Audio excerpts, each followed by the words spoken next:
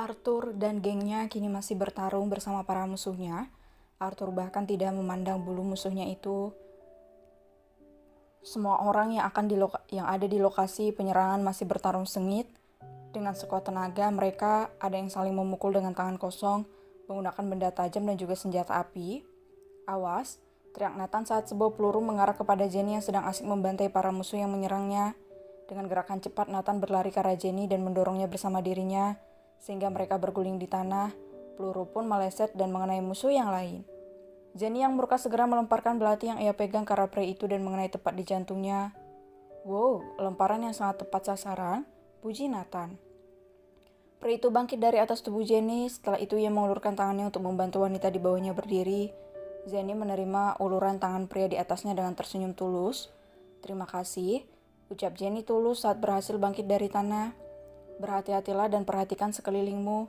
Jangan terlalu asik dengan duniamu sehingga melupakan keselamatanmu sendiri," ucap Nathan serius memberikan peringatan penting kepada wanita manis dan imut di depannya. "Baik, terima kasih atas sarannya," sahut Jenny. "Baiklah, mari kita basmi mereka dulu. Setelah itu kita lanjut mojok." "Mojok apa? Lupakan." Culun mesum, katakan padaku mojok apa?" "Awas di belakangmu," seru Nathan. Jenny pun menengok ke belakang dan sebuah tinjuan hampir saja mengenai wajah imutnya. Untuk saja wanita itu cepat mengelak. Jenny membalas pria yang menyerangnya dengan bokeman di perut pria gempal itu. Dan bukan di situ saja, Jenny juga menendang alat vital pria itu untuk membuat lawannya yang memiliki tubuh besar itu tumbang. Saat pria itu sudah kesakitan, Jenny tiba-tiba membanting tubuh besar pria itu ke atas tanah. Dan terakhir, Jenny menginjak leher pria itu hingga tewas. Tak lama datang lagi beberapa orang menyerang wanita bermata empat itu. Jenny meraih samurai yang berada di punggungnya. Seret, seret, seret. Jenny membasmi para musuh itu tanpa ampun dengan menyerang area jantung, leher, dan juga perut lawannya. Penampilan wanita imut itu kini berubah bagaikan seorang pembunuh mengerikan dengan percikan darah di seluruh tubuhnya. Jenny pun kembali membabat dan membasmi para musuh yang kebanyakan sudah tumbang dan tinggal tersisa sedikit. Nathan tersenyum melihat keberanian wanita mungil dan imut itu. Penampilan boleh culun, tapi jangan tanyakan soal keberanian dan kengerian wanita ini. Nathan pun ikut menghabisi musuh mereka yang tinggal sedikit itu. "Hei!" teriak Nathan memanggil Jenny. Jenny menoleh sambil melawan musuhnya. "Ikut aku," suruh Nathan sambil mengedikkan kepalanya ke arah rumah kayu itu. Jenny mengangguk dan wanita mungil itu melayangkan samurainya tinggi dan mengarahkannya tepat di area kulit di atas jantung musuhnya. Seret! Samurai yang di tangan Jenny kini menyayat kulit pria itu tepat di dadanya. Pria itu pun tumbang dengan darah mengucur keluar dari luka menganga lebar di atas jantungnya. "Ternyata kau begitu mengerikan, bidadari bermata empat," senis Nathan. Jenny tak menimpali ucapan Nathan. Ia menatap sekelilingnya sambil mengikuti langkah Nathan memasuki rumah kayu itu. "Kim dan Tuan Arthur ada di dalam." Hati-hati di sana, banyak perangkap berbahaya." "Dari mana kau tahu?" "Karena aku memiliki 6 mata." "6 mata? Mata apa saja? Aku baru tahu ada manusia memiliki 6 mata," sahut Jenny. "Nanti aku beritahu, oke?" "Cak, kau membuatku penasaran." "Kau juga membuat salah satu dari diriku penasaran." "Apa? Sesuatu yang tersembunyi?" "Apa?" "Lupakan." "Cak, kau begitu menyebalkan." "Awas," tegur Nathan dan menarik Jenny ke sisinya ketika sebuah perangkat senjata tajam hampir mengenai jantung mereka. Jantung Jenny berdebar kencang dan wajahnya mendadak pucat. "Kau tidak apa-apa?" tanya Nathan. Jenny hanya mampu menggeleng pelan dengan wajah yang masih shock. "Tenanglah dan jangan jauh-jauh dariku," perintah Nathan dan meraih tangan dingin Jenny dan menuntut wanita mungil itu untuk mencari keberadaan pasangan suami istri yang sejak tadi berada di dalam sini.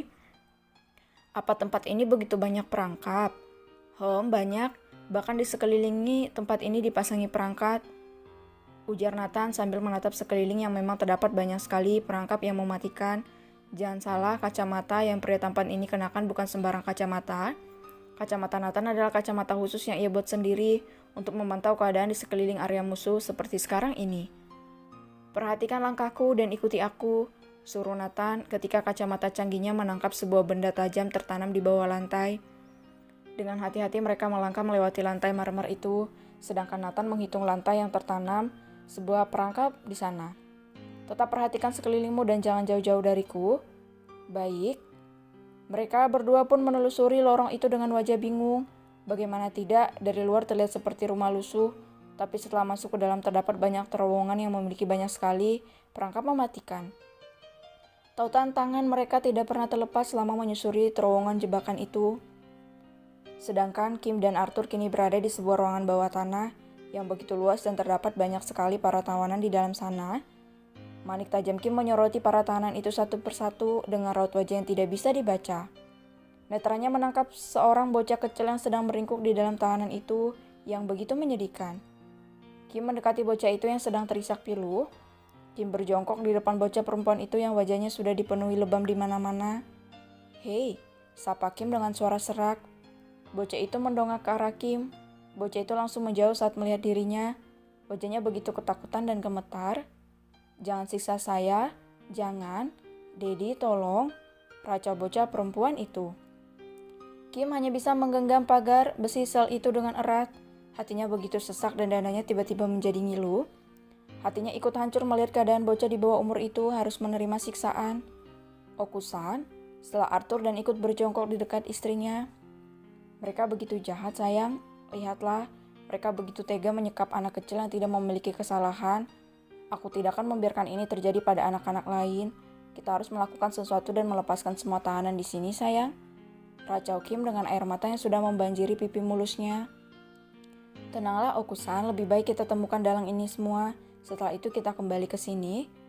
Kau benar, kita fokus mencari orang tua sialan itu.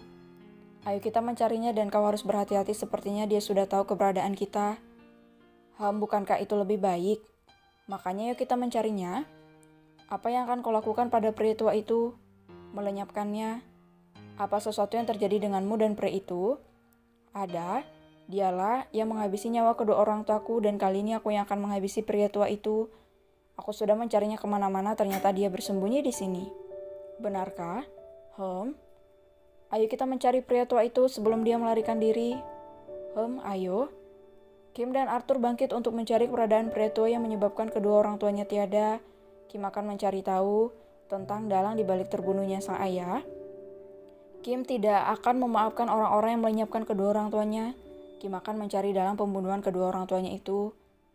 "Anak kecil, tunggu di sini. Aku janji akan datang dan membebaskanmu. Bersabarlah," ujar Kim, membuat anak kecil itu berbinar bahagia. Anak kecil itu pun mengangguk setuju. Tangan Kim terlurur untuk menyentuh pucuk kepala anak perempuan itu. "Tunggu di sini, oke? Aku akan segera kembali untukmu." Kembali bocah itu mengangguk patuh. Kim dan Arthur kini keluar dari ruangan itu dan mencoba menyusuri satu persatu ruangan itu untuk mencari pria tua yang menjadi dalang atas pembunuhan kedua orang tuanya.